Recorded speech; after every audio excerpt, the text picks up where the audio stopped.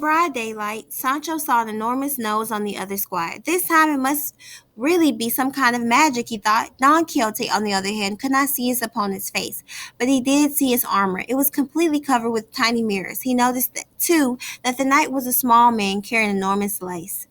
The winner of our fight will decide the fate of the loser, the Knight of the Wood said. Agreed, Don Quixote answered. Sancho climbed a tree to see the battle better, or as Don Quixote accused him later, to have a better view without any danger. They fought. Don Quixote easily defeated the other knight. The fallen man looked dead. His squire, without the horrible nose, came running. So did Sancho, who wanted his master to kill the challenging knight. But then Don Quixote and Sancho saw this very figure of Samson Parsico, the university graduate, and without the false nose, they discovered Tommy Cecil, Sancho's neighbor. The Knight of the Wood came too.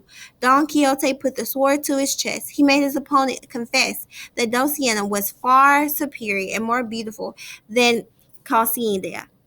The two men looked so puzzled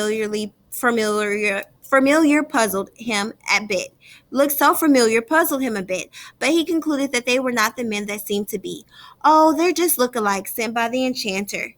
My enemies enjoy confusing me, he said. Of course, there was enchantment involved. Samson had planned the scheme, thinking that he could easily defeat his friend and make him go back home. Unfortunately for Samson, he had been very wrong. Okay? Our question is, does Don Quixote believe that the Knight of the Wood is really Samson? Or how does he explain why the knight looks that way? So answer those questions, boys and girls, in your head. What do you think? Okay, so let's move on to chapter 10. So now you're going to read chapter 10, boys and girls. I want you to read over it, and then we're going to discuss these questions. So I'll give you a moment to read.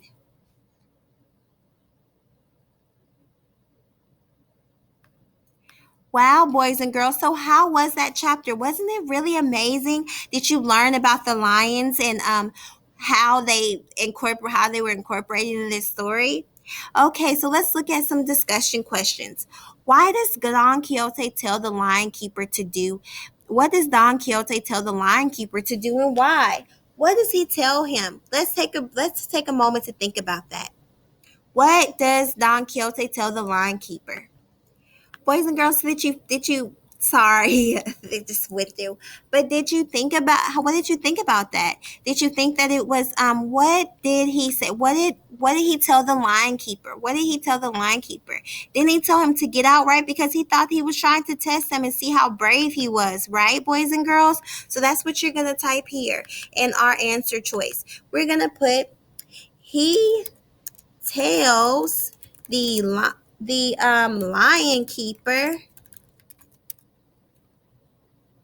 to let the lions out of their cages, right? Because he thinks they have been sent by who? Who does Don Quixote always think is sending someone? The wizards, to test if he was stronger or not. So he thought this was a test by the enchanters to see if he was brave and worthy enough. Being a knight.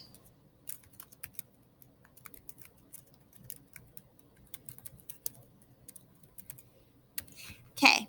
Now, boys and girls, great job. So since we did that question together, you're going to answer the other question that you have. So why does everyone else dumbfounded at first? Okay? So, wrapping these things up, I want you to think about, why does Don Quixote disguise himself as a Knight of the Wood? Purposely, Samson disguised himself as a Knight of the Wood purposely lie and say that he defeated Don Quixote. And then also, is there any evidence from the chapters that supports the view that Don Quixote is brave? And then the last question I want you to think about and answer is, we have talked in other lessons about the word chaotic, meaning unrealistically idealistic. Are there any examples of this behavior in Don Quixote in this chapter? I want you to think about and answer these questions. Then we're gonna pick back up in our next video.